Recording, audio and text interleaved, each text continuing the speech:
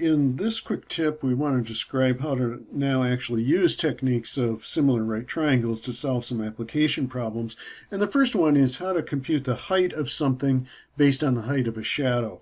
The problem goes this way. A pole extends 6 feet above the ground, and we're assuming that that's at right angles to the ground, so it's sticking right straight up.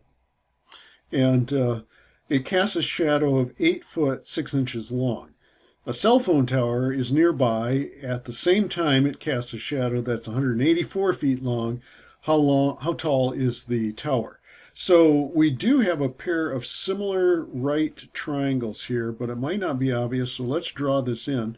The idea is we have a tower here, and this has some height that we don't know. And the rays of the sun are coming in and casting a shadow. And we do know the length of that shadow. That's 184 feet. And the rays of the sun, we think of those as being as many parallel rays as you want across here. And that forms one right triangle. Another right triangle is formed by this pole sticking in the ground and its shadow. The length of that pole is known. It is 6 feet tall, and its shadow is 8 foot 6 inches long. So that would be 8.5 feet. And now, because the rays of the sun are all parallel, that makes this triangle similar to this triangle because, well, this angle is equal to this angle, and this angle is equal to this angle. So we're able to compute this y now simply by setting up a ratio.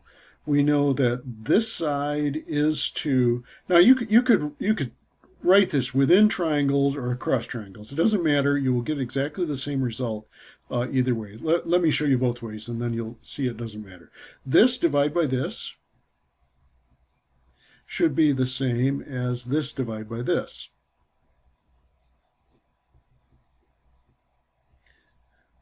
And I think I'm putting in the foot mark. I'll drop it after this. If I simply multiply through by 184, I will have solved for the height y. Y is equal to 6 times 184 divided by 8.5. Now, I said it doesn't matter if you go within triangles or across triangles. Across triangles would be this way. This height corresponds to this height. Y is to 6, as this length is to this length. 184 is to 8.5. And if I multiply through now by the 6,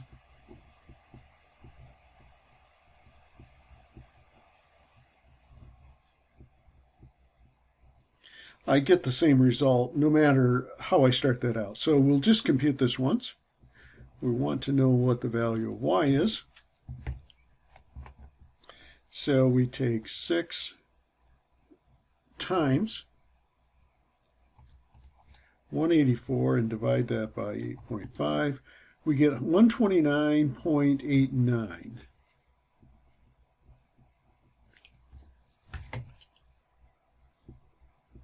There really is no reason to carry out a lot of decimals here more than we want because there is no more calculation. So we can just stop right here.